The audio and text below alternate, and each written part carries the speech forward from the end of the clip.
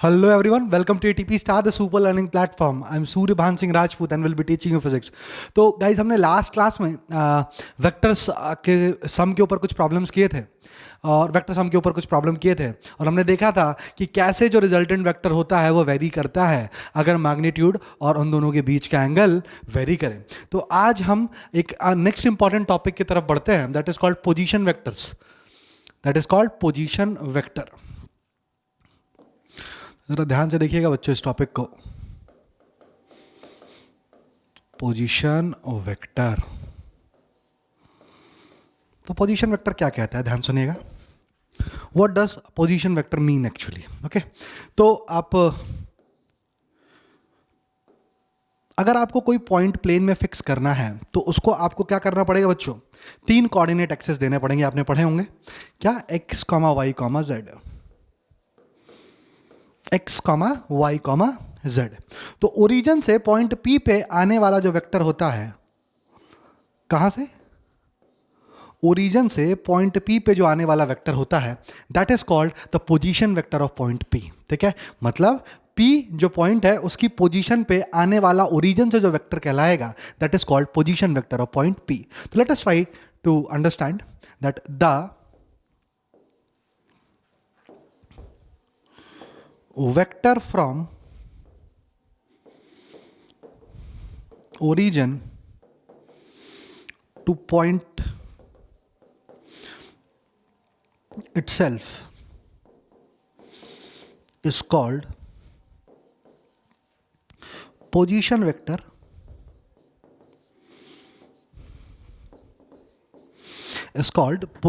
vector of that point. Of that point.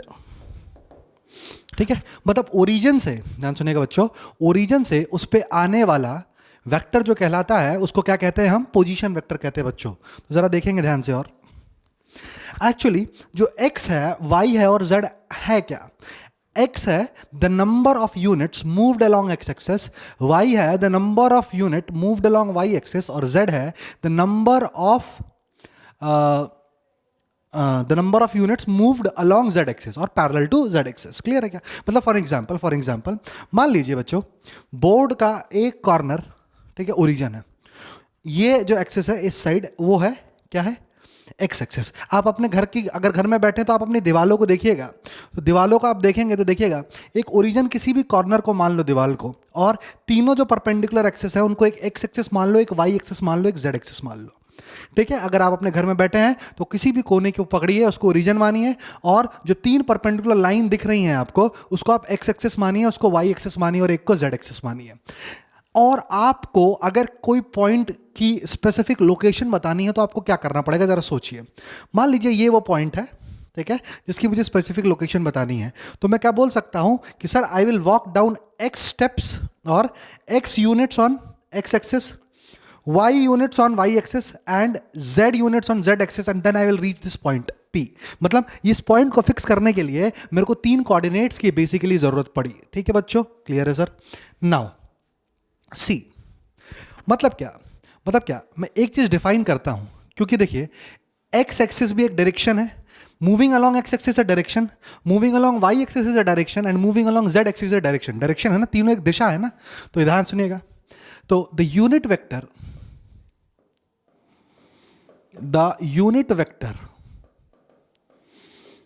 along x axis, कौन से access को? along x axis is represented by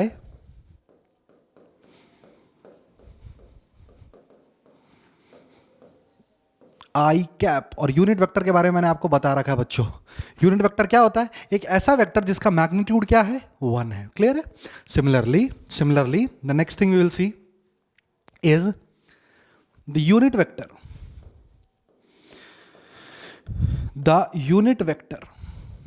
along y axis is represented by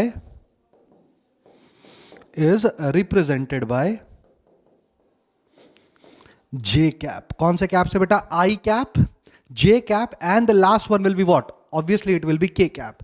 the unit vector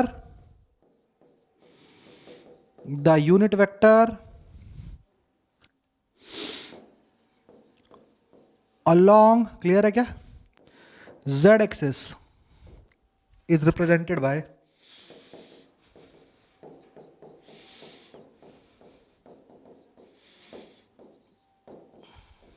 k cap, is represented by k cap. Okay, तो ध्यान सुनिएगा प्यारे बच्चों, मतलब क्या है, मतलब इस r वेक्टर को अगर मुझे प्रॉपरली, ध्यान सुनना, इस r वेक्टर को अगर मुझे प्रॉपरली रिप्रेजेंट करना है तो मैं इसको बोल सकता हूं, ध्यान सुनेंगे, कि at r vector is nothing but x step in i cap direction plus y steps in j cap direction plus z steps in k cap direction. Clear है क्या बच्चों? ये चीज आप याद रखोगे, क्लियर है, बहुत सही, ये चीज आपको पता होनी चाहिए बच्चों, ठीक है। मतलब क्या है कि भाई किसी भी पॉइंट P का जो पोजीशन वेक्टर होगा वो क्या होगा, उस पॉइंट का x coordinate times of i cap plus उस पॉइंट का y coordinates times of j cap plus उस पॉइंट का z coordinate times of k cap. I hope you are getting my point. छोटा सा एग्जांपल मैं लेता हूं बच्चों, जरा सोचो, अगर ये पॉइंट है 2, 3, 4, ठीक है, और ओरिजिन से आने वाला जो वेक्टर है, मैं चाहता हूं कि आप इस वेक्टर को रिप्रेजेंट करें, तो वेक्टर आर क्या लिखोगे बच्चों, या आप लिखोगे सर वेक्टर आर जो होगा सर वो है 2 आई कैप के डायरेक्शन में 2 स्टेप चले, 3j cap plus 4k cap. I hope you are getting my point what I am trying to make बच्चों। क्लियर है, क्लियर है। चलिए आइए आगे तरफ चलते हैं। अब बात करते हैं पोजीशन वेक्टर, तो हमें पता चल गया, मानते हैं। अब बात करते हैं डिस्प्लेसमेंट वेक्टर की। किसकी बात करते हैं बच्चों? डिस्प्लेसमेंट वेक्टर की। तो डिस्प्लेसमेंट वेक्टर को पढ़ने के लिए आपको थोड़ा सा स्ट्रेट लाइन का फंडा पता होना चाहिए, जो कि आपने 10th क्लास बेसिक्स में पढ़ा होगा। क्या कि जो स्ट्रेट लाइन होता है वो एटलीस्ट 2 पॉइंट से मिलकर बनता है। पता है कि नहीं आपको? बहुत अच्छे से पता होगा। जरा सोचिए बच्चों, देखेंगे ध्यान से, ठीक है। छोटा सा कंसेप्ट अपन डिस्कस कर रहे हैं, जरा सोचे ना। If there are 2 points x1 comma y1 comma z1 and if there is another point called x2 comma y2 comma z2 and if I had asked you that what will be the distance between these 2 points, then what would you have said? आपने क्या कहा होता बच्चों कि sir the distance between these 2 points will be given by, ध्यान सुनेंगे, under root of x2 minus x1 का whole square plus y2 minus y1 का whole square plus z2 minus z1 का होल स्क्वायर। ये बात तो आपने पढ़ी होगी बच्चों, आपने अपने 10th स्टैंडर्ड में पढ़ी होगी कि 2 पॉइंट के बीच का जो सेपरेशन होता है वो होता है x2 माइनस x1। इसको प्रूफ भी कर सकते हो, बड़ा इजी है। मैं 2 पॉइंट के लिए प्रूफ करता हूं, ठीक है। z वाला कोऑर्डिनेट आप समझ जाइएगा। जरा देखिए, इसको प्रूफ भी कर सकते हैं अपन। जरा देखिए बच्चों, मान लो ये x एक्सिस था, ये y एक्सिस था। क्लियर है? क्लियर है सर। तो मान लेते हैं कि भाई 2 पॉइंट है, एक पॉइंट ये है, let this coordinate be x1 comma y1 and let this coordinate be x2 comma y2। Correct है? करेक्ट है ना। वी आर, ध्यान सुनना, we are interested in finding out this distance d। ठीक है, क्या चाहते हैं हम कि भाई हम ये डिस्टेंस d की वैल्यू निकाल लें। तो डिस्टेंस d कैसे निकालेंगे, जरा देखिए बच्चों। क्या है, ये कितनी दूरी है यहां से? ये यहां से x1 दूरी है और दूसरा वाला पॉइंट कितनी दूरी पे है? x2 दूरी पे है। क्लियर है क्या? सिमिलरली ये यहां से कितनी दूरी पे है? ध्यान सुनना, ये कितनी दूरी है? ये है y2 और ये पहला वाला कितनी दूरी पे है छोटे? यहां से y1। यही तो मतलब होता है ना इस कोऑर्डिनेट का। क्लियर है? बिल्कुल सर क्लियर है, हमें कोई भी दिक्कत नहीं है। तो जरा सोचो बच्चों, अगर ऐसा सिनेरियो है तो सोचो, यहां से लेके इसको बोलता हूं O, इसको बोलता हूं A, इसको बोलता हूं B, इसको बोलता हूं C। करेक्ट है? करेक्ट है। तो कहना ही से that distance AB will be nothing but OA minus, ध्यान सुनना, OA minus OB। Distance AB will be nothing but OA minus BA। कैसे बोला? देखो, ये जो सेपरेशन है यहां से लेके यहां तक की, यहां से लेके यहां तक की सेपरेशन क्या है? OB प्लस BA है। तो यहां से यहां तक की सेपरेशन क्या होगी? OA minus OB। OA actually है कितना बच्चे? बोल। OA एक्चुअली है क्या? OA एक्चुअली है x2। OA कितना है छोटे? x2। और OB एक्चुअली कितना है? सॉरी, BA एक्चुअली कितना है? ए बी निकाला ना, ये ओ बी होगा, sorry sorry, this will be O B, B O, ठीक है। और बी ओ एक्चुअली है कितना, x1। सिमिलरली मैं अगर आपसे पूछता कि बच्चों बताओ सी बी की डिस्टेंस कितनी है, क्या पूछता आपसे कि व्हाट इज सी बी, तो आप क्या बोलते, sir C B will be nothing but, ध्यान सुनना बच्चों, सी बी क्या बोलते सर, आप बोलते सी ओ माइनस ओ बी, क्या बोलते, पूरी distance C O minus O B. तो C B will turn out to be what was C O, C O was nothing but y1, y1 minus y2। तो आपने देखो बेटा ए बी भी निकाल लिया, सी बी भी निकाल लिया, तो इन दोनों का स्क्वायर करोगे, ये डिस्टेंस पता चल चुका है आपको, तो ये डी डिस्टेंस कितना होगा एक्चुअली, ये दिस इज हाइपोटेनस, परपेंडिकुलर का स्क्वायर प्लस बेस का square, and that will be nothing but under root of x2 minus x1 का whole square plus y2 minus y1 का होल स्क्वायर। आई hope आपको ये distance निकालना समझ में आया हो, ठीक है। और अगर वो 3D में पॉइंट रखा हो, तो अगर z1 z2 कोऑर्डिनेट्स के बीच की दूरी निकालनी हो, then it's again very easy to analyse that the third member of this family would be z2 minus z1 का होल स्क्वायर। चल छोटे आगे की तरफ चलते हैं। मतलब मैं कहना क्या चाहता हूं, जरा ध्यान से सुनिएगा बच्चों, मतलब मैं कहना यूं चाहता हूं कि अगर हमें किसी दो पोजीशन पॉइंट का पोजीशन वेक्टर दे रखा है, ध्यान सुनिएगा,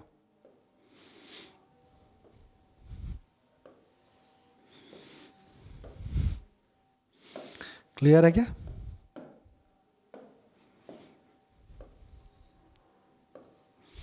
कुछ ऐसा सिनेरियो मान लीजिए, ठीक है।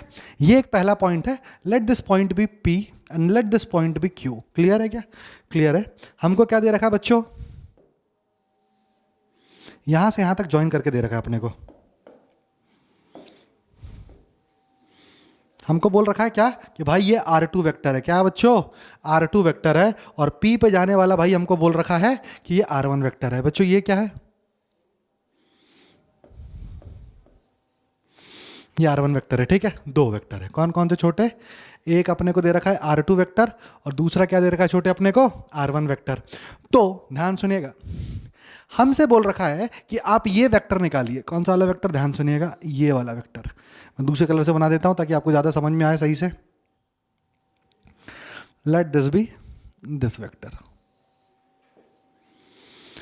ठीक है बेटा। फिजिक्स में इस वेक्टर का जो नाम है, ध्यान सुनना है, फिजिक्स में इस वेक्टर का जो नाम है वो ऐसे दिया जाता है, ध्यान सुनेंगे बच्चों, आर ए बी लिखा हुआ है अगर, तो इसका मतलब ये होता है, आर ए बी लिखा हुआ है इसका मतलब ये होता है, ठीक है। ये टू से फ्रॉम के बीच में होता है, कहां से कहां तक होता है बेटा, टू से फ्रॉम होता है। जरा देखिएगा कैसे कैसे, जरा देखिएगा, तो ये होता है बी जो होता है ना, अ वेक्टर, ध्यान सुनना, आर ए बी का मतलब होता है अ वेक्टर, ठीक है, गोइंग फ्रॉम, ठीक है, बी टू ए, ठीक है, टू ए, ये बात आप याद रखेंगे, ठीक है। This is the from and this is the two. Clear हो गया बच्चों, आई होप आपको समझ में आया हो। तो अगर मैं यहां पे लिखूं, इसका नोटेशन क्या होगा बताओ मुझे, ये हो गया, मान लो ये हो गया आर, ठीक है। इसको थोड़ा सा और स्पेसिफाई करते तो मजा आता, चलो ऐसा देख लो, इसको ऐसा देख लो, इसको मैं लिखता हूं क्या छोटे, इसको लिखता हूं मैं P, this is are P vector, okay, this is are P vector, और इसको लिखता हूं बच्चों मैं क्या, आर क्यू वेक्टर, क्या लिखता हूं उसको, आर क्यू वेक्टर। तो ये जो वेक्टर होगा क्या होगा, तो देखो ध्यान से, आ कहां से रहा है, ये P से आ रहा है, जा कहां रहा है, टू क्यू पे, तो टू, तो R Q P, this will be RQP vector, this will be what, RQP vector। I hope आपको समझ में आया प्यारे बच्चों, बिल्कुल सही सर। तो देखो आप इसमें अगर ट्राइंगल लॉ ऑफ एडिशन लगाओगे, क्या लगाओगे, ट्राइंगल लॉ ऑफ एडिशन लगाओगे, तो आपको क्या मिलेगा, जरा देखेंगे ध्यान से, तो आपको मिलेगा, ठीक है, अप्लाइंग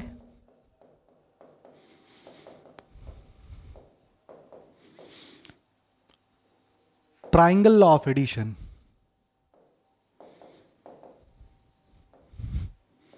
और applying triangle law of addition, what would you get, what would you get, जरा सोचते हैं अपन ध्यान से, ठीक है। एक्चुअली क्या होगा sir, RP vector plus RQP vector RQ vector के बराबर होगा। ये चीज आपने सीखी थी कि नहीं? कहां से स्टार्ट करें, देखिए ध्यान से देखना बच्चों, क्या सीखा था आपने triangle law of vector addition में? जहां से शुरू किया और जहां पे खत्म हुआ है वही रिजल्टेंट वेक्टर होगा। मतलब क्या, ध्यान सुनेंगे, मतलब क्या, अरे गजब, good catch, nice catch bro, ठीक है। तो आरपी वेक्टर क्या है बच्चों, ये है आरपी वेक्टर, क्लियर है क्या, प्लस आर क्यूपी वेक्टर, समझ में आया क्या बच्चों? ये दोनों वेक्टर का सम कौन देगा छोटे अपने को, ये अपने को देगा आर क्यू वेक्टर। कौन देगा बच्चों? आर क्यू वेक्टर देगा। तो मैं क्या बोल सकता हूं, ध्यान से चेंगे बेटा, that R Q P vector will be nothing but R Q vector minus R P vector. समझ में आ गया होगा बच्चों आप लोगों को बहुत अच्छे से। मतलब ध्यान से सुनना, ध्यान सुनना बेटा। अगर मैं आपको एक प्रॉब्लम देता बच्चों, अगर मैं क्या करता आपको एक प्रॉब्लम देता, तो क्या करते हैं, जरा सॉल्व करने की कोशिश करते हैं।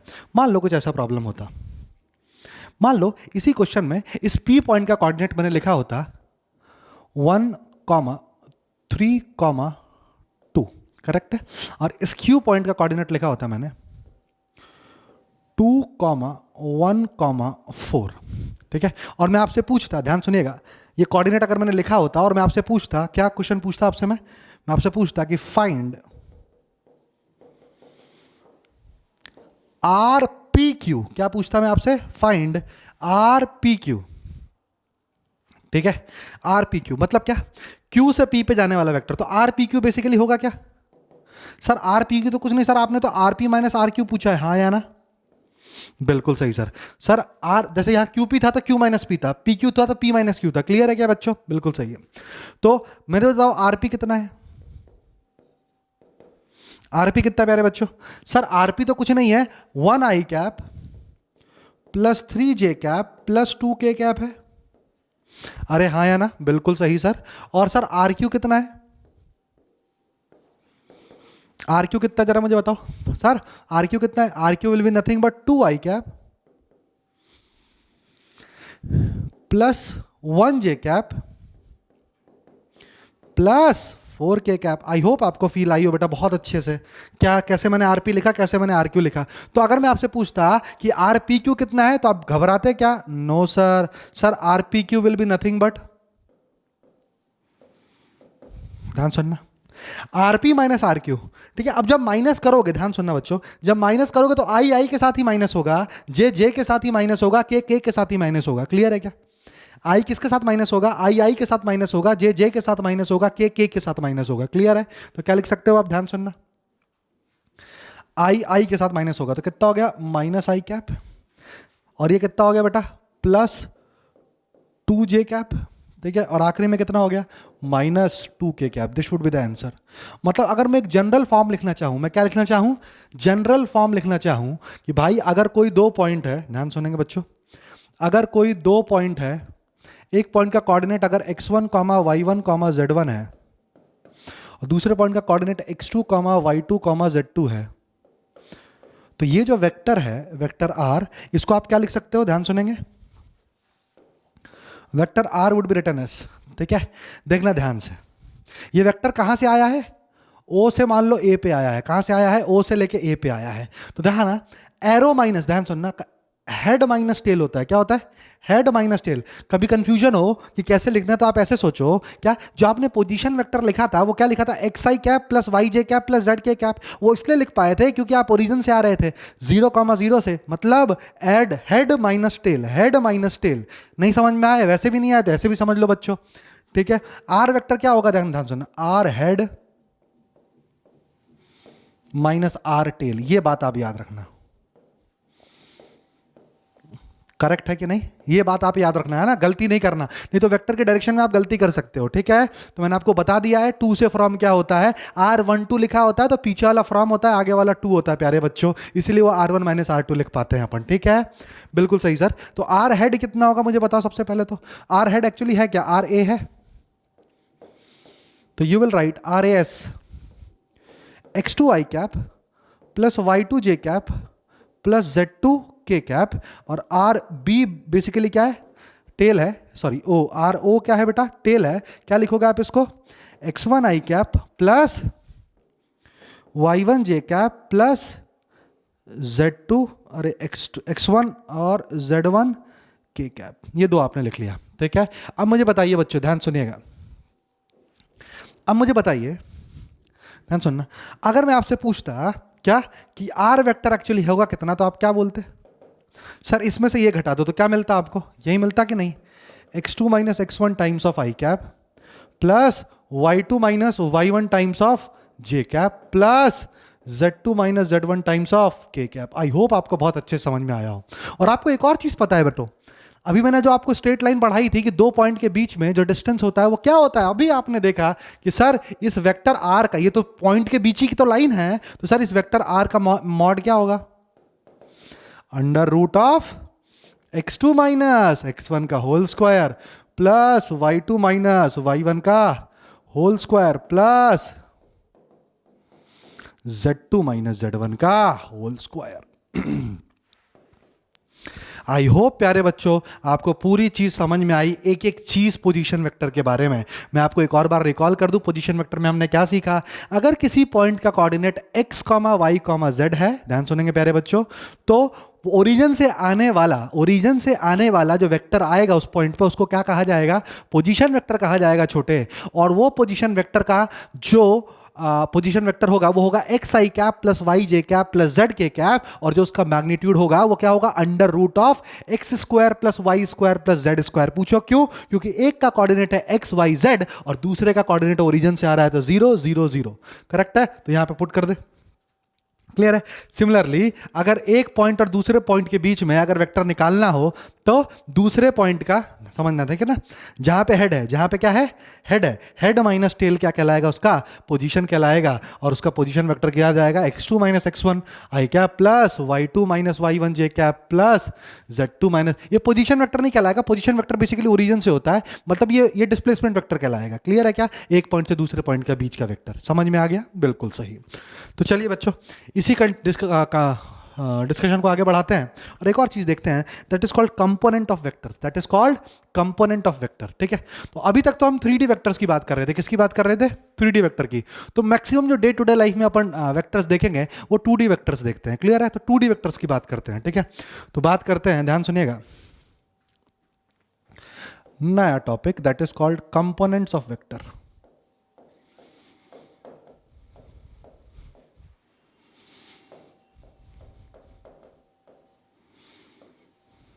ठीक है, तो ध्यान से देखिए बेटा, ये क्या वेक्टर क्या बोलता है, ध्यान सुनिएगा, एनी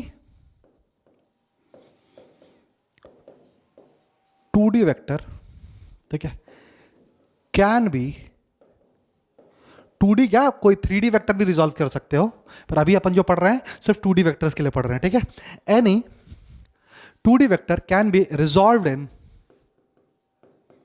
टू 2 कंपोनेंट्स,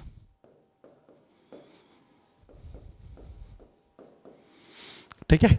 कोई भी 2D वेक्टर को आप क्या कर सकते हो, 2 वेक्टर्स के फॉर्म में क्या कर सकते हो प्यारे बच्चों, रिजॉल्व कर सकते हो। क्लियर हो गया, बिल्कुल सर क्लियर हो गया, कोई भी दिक्कत नहीं है, ठीक है। बोथ कंपोनेंट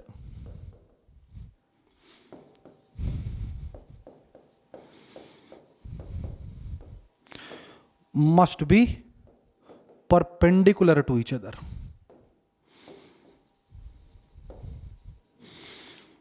मतलब क्या, ध्यान सुनेंगे बच्चों, मतलब क्या, मतलब अगर कोई एक्स वेक्टर है, कोई भी आर वेक्टर है, कोई भी क्या है बच्चों, आर वेक्टर है, तो आप इस आर वेक्टर को 2 कंपोनेंट में रिजॉल्व कर सकते हो।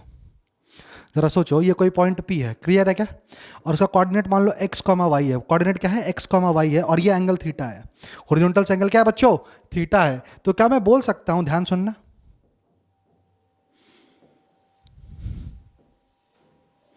ध्यान सुनेंगे बेटा, इट्स वेरी इंपॉर्टेंट।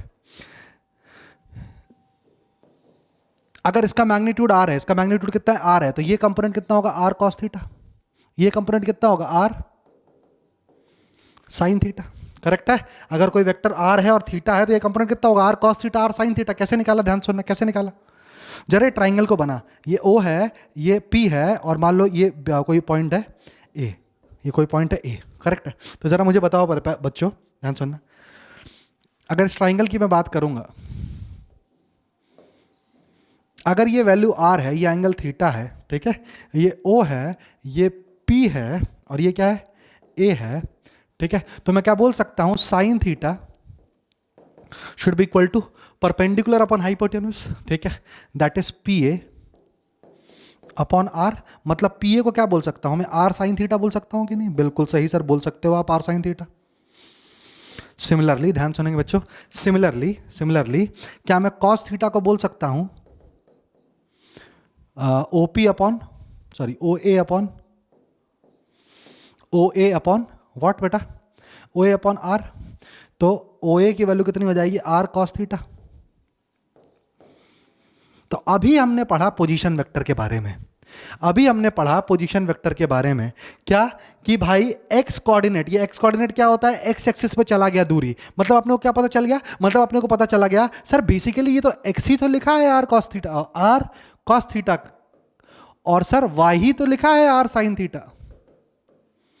तो सर अभी तो आपने बताया कि सर इस वेक्टर को आप ऐसे रिप्रेजेंट कर सकते हो, R cos theta I cap R sine theta J cap. I hope you are getting my point, what I am trying to make, ठीक है। अगर कोई वेक्टर आर है, वो अगर हॉरिजॉन्टल से एंगल बना रहा है बेटा, तो उसको दो कंपोनेंट में तोड़ा जा सकता है, एक कॉस थीटा और एक साइन थीटा। और बेसिकली आपको पता ही है इसका मैग्नीट्यूड एक्चुअली होगा कितना sir, under root of R cos theta का whole square plus R sine theta का होल स्क्वायर। सॉल्व करोगे तो देखो मैग्नीट्यूड भी बराबर आ गया, किसके बराबर आ गया, आर। अरे हाँ या ना, कोई दिक्कत दुविधा परेशानी तो नहीं किसी को? नहीं सर, कोई भी दिक्कत दुविधा परेशानी नहीं है। और एक और चीज मुझे बताओ, ये थीटा कितना होगा, थीटा कितना होगा, R sine theta upon R cos theta करोगे प्यारे बच्चों तो कितना मिलेगा, टेन थीटा मिल जाएगा। क्या मिल जाएगा, वो टेन थीटा मिल जाएगा, ठीक है। अब ध्यान सुनना, इन दोनों वेक्टर, ये दोनों वेक्टर के बीच में एंगल कितना है, आई और जे कैप के बीच में एंगल ऑब्वियसली कितने का है, 90 डिग्री का है। कितने का एंगल है, 90 डिग्री का एंगल है, ठीक है। तो आई होप आपको कंपोनेंट भी बहुत अच्छे से समझ में आया हो, ठीक है। अब इसके अपन फायदे देखेंगे, जितनी भी चीजें पढ़ी हैं, ठीक है, अभी थोड़ी सी वेग लग रही होंगी आपको, पर डोंट वरी, बस आपको इसमें से कितनी चीज याद रखनी मैं आपको बता देता हूं कि भाई हम किसी भी वेक्टर को दो कंपोनेंट में तोड़ सकते हैं, एक थीटा के साथ वाला और एक थीटा के अपोजिट वाला। दोबारा सुनना, थीटा के साथ वाला कॉस होता है, थीटा के अपोजिट वाला साइन होता है, याद रख लेना। थीटा के साथ वाला कॉस होता है, थीटा के अपोजिट वाला साइन होता है। थीटा के साथ वाला कॉस होता है, थीटा के अपोजिट वाला साइन होता है। क्लियर है कि नहीं? ये जो रिदम आ रही है, ये धुन जो बन रही है ये बहुत फेमस हो रहा है, ठीक है। चलिए आइए चलते हैं। तो वेक्टर आर का मॉड कितना है छोटे, आर है, तो वेक्टर आर आपने निकाल लिया, कितना होता है बेटा, R cos theta I cap plus R sine theta J cap. तो यहां पे बेटा आपके कंपोनेंट ऑफ वेक्टर खत्म होते हैं, और you can say resolution of vector क्या होते हैं प्यारे बच्चों, खत्म होता है। मतलब किसी भी वेक्टर को अगर आप इस फॉर्म में ले आए, ध्यान सुनना, किसी भी वेक्टर को आप इस फॉर्म में ले आए, x I cap plus y J cap, तो आप रिजल्टेंट तो निकाल ही सकते हो, that is under root of x square plus y square, ठीक है। और इसको ऐसा सोच लो, आप कुल मिला के ऐसा सोच लो, एनी वेक्टर, ठीक है, any vector represented in this form, correct है क्या? इसका जो मैग्नीट्यूड होगा वो कितना होगा प्यारे बच्चों, under root of x square plus y square. Clear है क्या? और जो टेन थीटा एंगल होगा वो कितना होगा प्यारे बच्चों, वाई अपॉन एक्स। ये बात मैं आपसे कहना चाह रहा था, और ये बात आपको बहुत अच्छे समझ में आ गई। तो चलिए, हमको पता थी एक चीज, हमको क्या पता था बेटा, ध्यान सुनना, एक प्रॉब्लम करते हैं अपन। हमको एक चीज बहुत अच्छे से पता थी बच्चों कि भाई यूनिट वेक्टर क्या होता है, ध्यान सुनिएगा, यूनिट वेक्टर क्या होता है, वेक्टर ए अपॉन इसका मैग्नीट्यूड, करेक्ट है कि नहीं? तो मैं आपसे एक क्वेश्चन करता हूं और ध्यान समझने की कोशिश करते हैं, ठीक है। प्रॉब्लम क्या है, ध्यान सुनिएगा, find the unit vector, find the unit vector in the direction of line going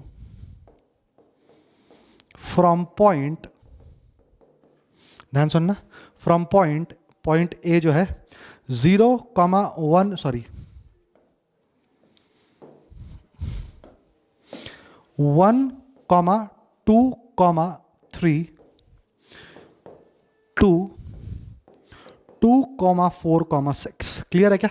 आपको एक यूनिट वेक्टर निकालना है जो कि, ध्यान सुनना, जिसकी डायरेक्शन किधर है, जो कि इस पॉइंट से इस पॉइंट के बीच में जा रहा है, उस लाइन के अलोंग। मतलब क्या है? मतलब कोई दो पॉइंट रखा है, छोटे दो पॉइंट रखा है। एक पॉइंट क्या है बेटा 1,2,3 और दूसरा पॉइंट कितना है छोटे 2,4,6।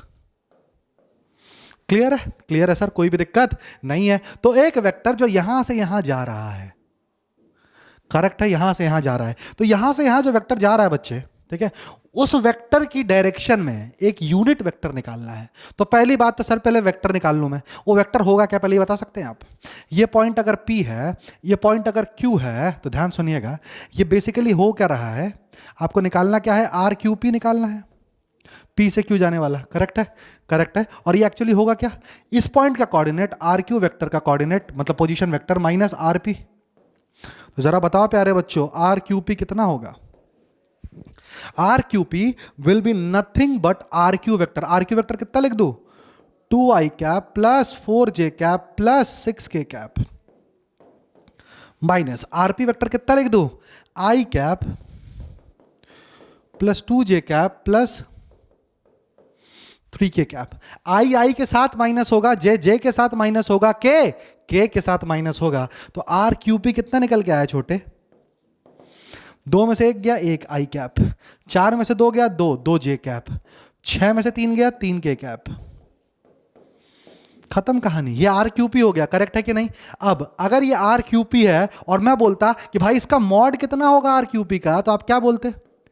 सर कुछ नहीं, कोफिशिएंट ऑफ x का square plus coefficient of y का square plus coefficient of z का स्क्वायर, यही तो सर मॉड होगा। And that will be nothing but 9 4 13 1 14 √14 √14। और आपको चाहिए क्या?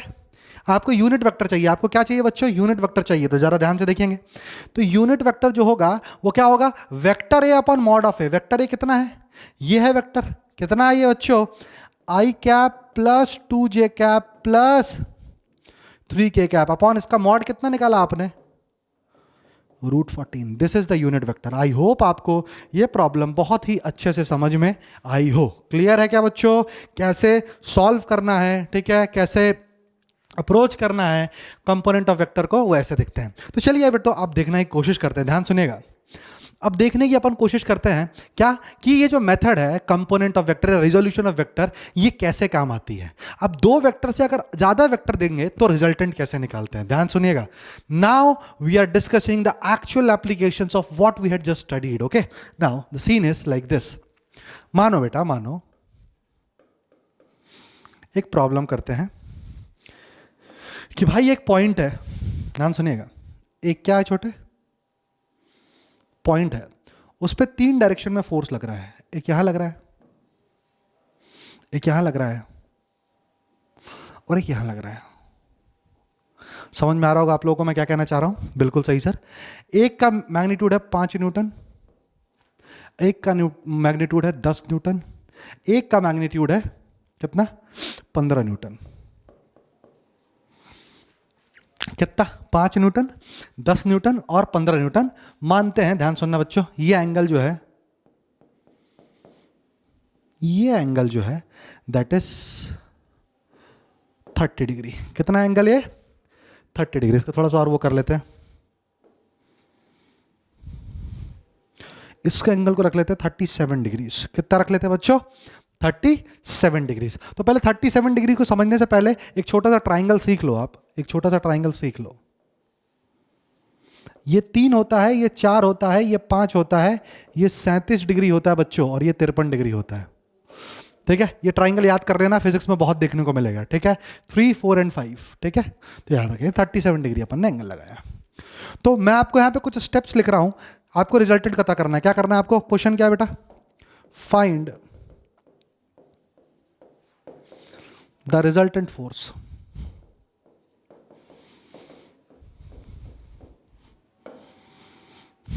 क्लियर है? Find the resultant force. अब ध्यान सुनना बच्चों, मैं क्या कहने जा रहा हूं।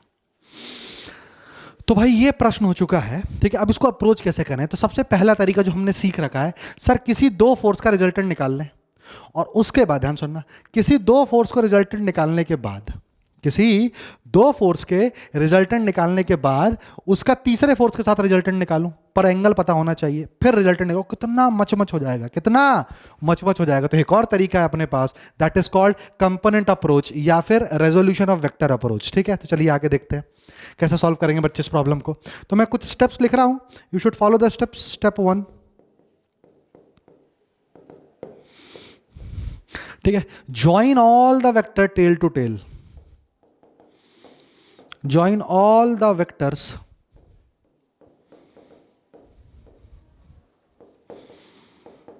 tail to tail।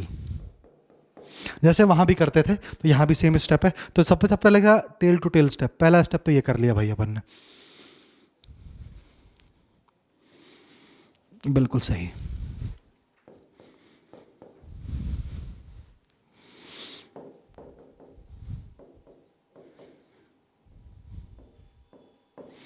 सही है क्या? बिल्कुल सही है सर, कोई भी दिक्कत दुविधा परेशानी की बात बिल्कुल नहीं है सर। आगे तरफ चलते हैं। आई होप आपने लिख लिया हो। ये स्टेप 2 है बेटा, ये स्टेप्स याद रखेंगे, ये स्टेप्स याद रखेंगे, आगे बहुत काम आएगा, ठीक है, गलती नहीं करेंगे, ठीक है। स्टेप 3, स्टेप 1 हो गया, ये स्टेप 2 की बात करते हैं प्यारे बच्चों। स्टेप 2, स्टेप 2 क्या बोलता है, जरा ध्यान से सुनना। स्टेप 2 क्या बोलता है? पहला स्टेप बहुत इंपॉर्टेंट है, सबको टेल टू टेल अपन ने कनेक्ट कर लिया, ठीक है। ध्यान सुनना। Assume any two perpendicular direction to be x और वाई एक्सिस। क्या बोला मैंने? assume any two perpendicular directions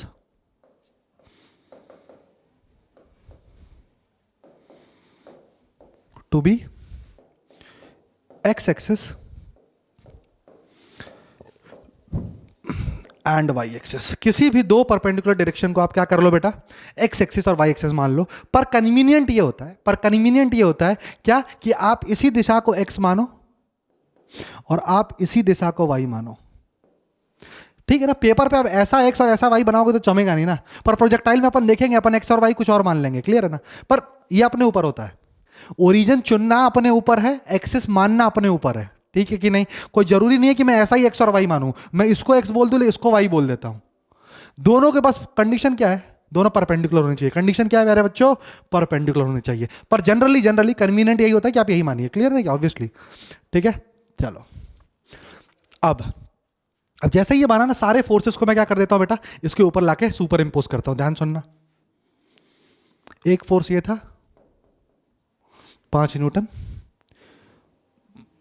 दूसरा फोर्स क्या था प्यारे बच्चों, 10 न्यूटन, तीसरा फोर्स कितना था छोटे, 15 न्यूटन। आई होप एकदम मस्त समझ में आ रहा हो आपको, क्लियर है। ये 3 स्टेप हो चुके हैं और ये एंगल कितना डिग्री है, 37 डिग्री है। क्लियर है क्या? क्लियर है। अगला step, step 3, resolve all the vectors, resolve all the vectors into its x component and y components। ये सबसे इंपॉर्टेंट है, ये सबसे इंपॉर्टेंट स्टेप है। सारे वेक्टर्स को क्या कर दो बच्चों, आप रिजॉल्व कर दो एक्स कंपोनेंट और वाई कंपोनेंट में। ध्यान सुनना, ये जो 15 न्यूटन है, ध्यान सुनना, ये 15 न्यूटन है, ये तो पहले ही एक्स कंपोनेंट में रिजॉल्व है। क्यों? क्योंकि एक्स से कोई एंगल नहीं बना रहा। लेकिन ये जो 5 न्यूटन है, ये जो 5 न्यूटन है, अब जरा याद करो प्यारे बच्चों, जरा याद करो, ध्यान सुनना, यहां बना रहा हूं मैं। ये जो 5 न्यूटन है, इसके 2 कंपोनेंट आएंगे छोटे। एक इधर कौन सा कंपोनेंट आएगा, 5 कॉस, थीटा के साथ वाला कॉस, याद करो, थीटा के साथ वाला कॉस, और थीटा के परपेंडिकुलर वाला 5 sin 37। अरे समझ में आया क्या? बिल्कुल सही आया। तो देखना ध्यान से, तो स्टेप 4,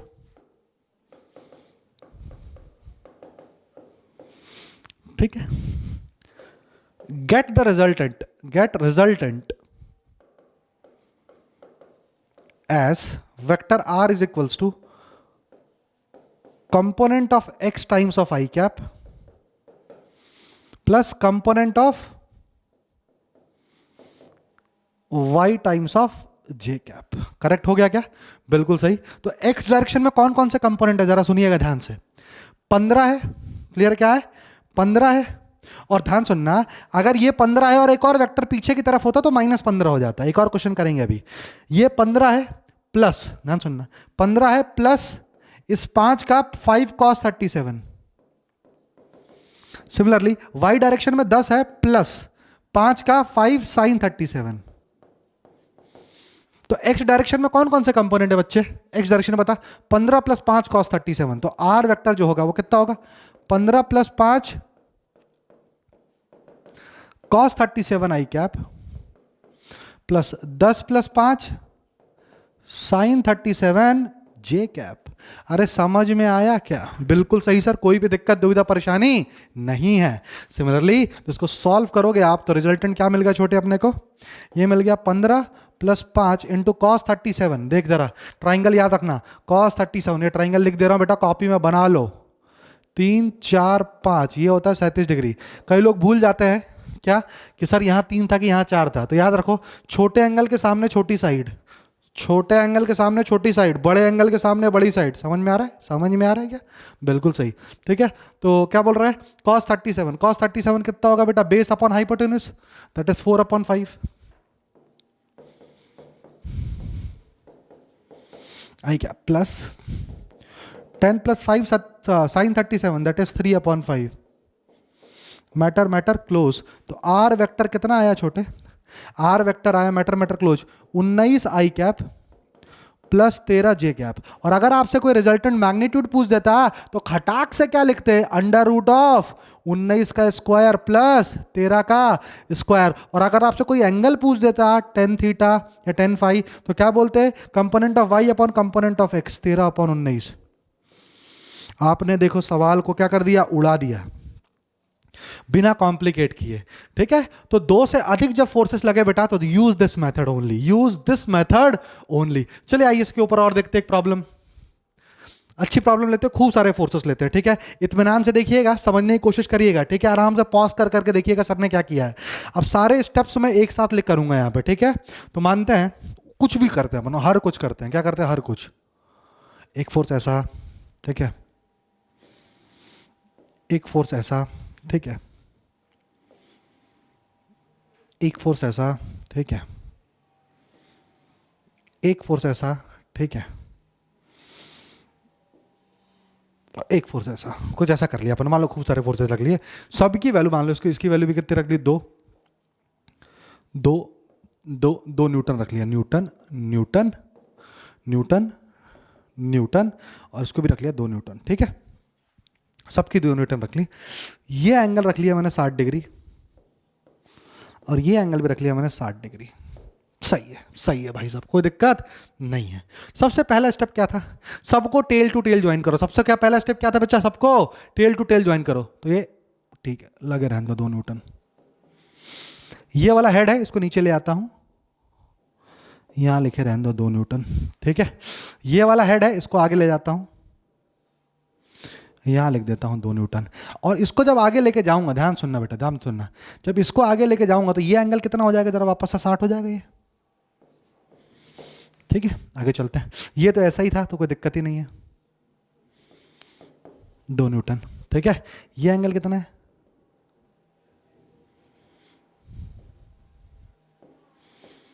60 डिग्री। करेक्ट है, करेक्ट है।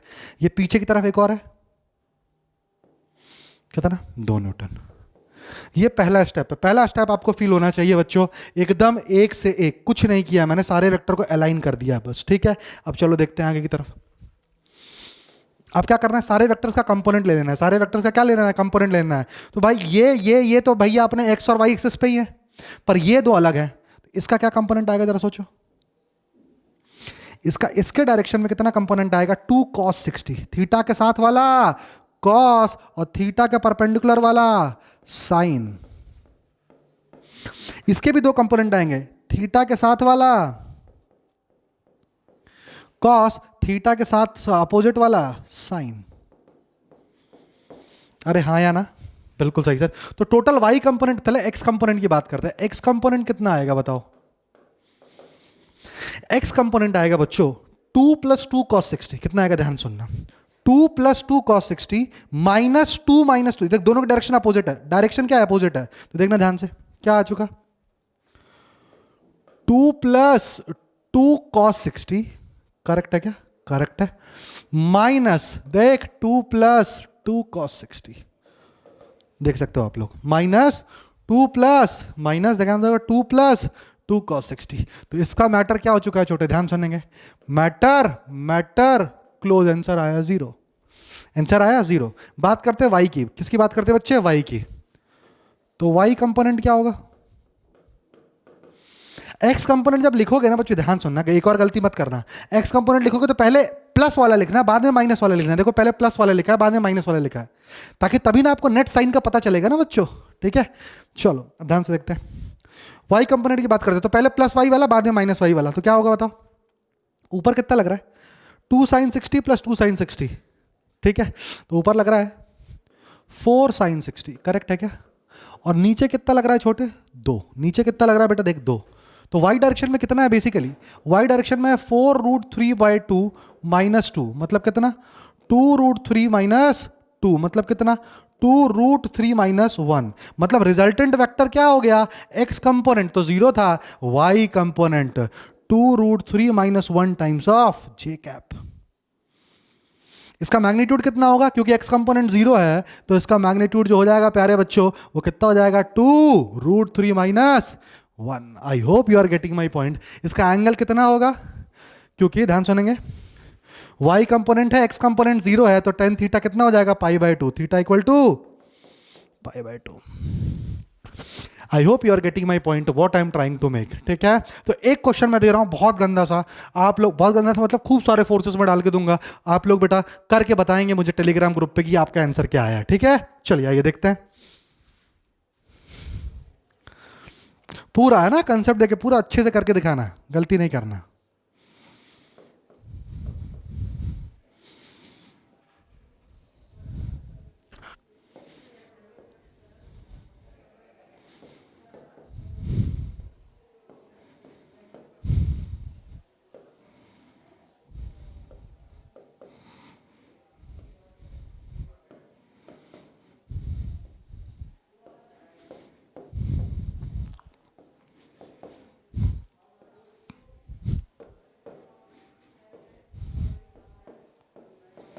ठीक है प्यारे बच्चों, घबराना नहीं कि इतने सारे फोर्सेस हैं, लेकिन पूरा का पूरा दिमाग लगाना, तभी एक लेक्चर पूरा का पूरा फ्रूटफुल होगा अगर आप ये प्रॉब्लम कर लोगे, ठीक है। तो यहां तक तो बात हो गई अपने सारे कंपोनेंट निकालने के। This is the most important segment that we have to deal with.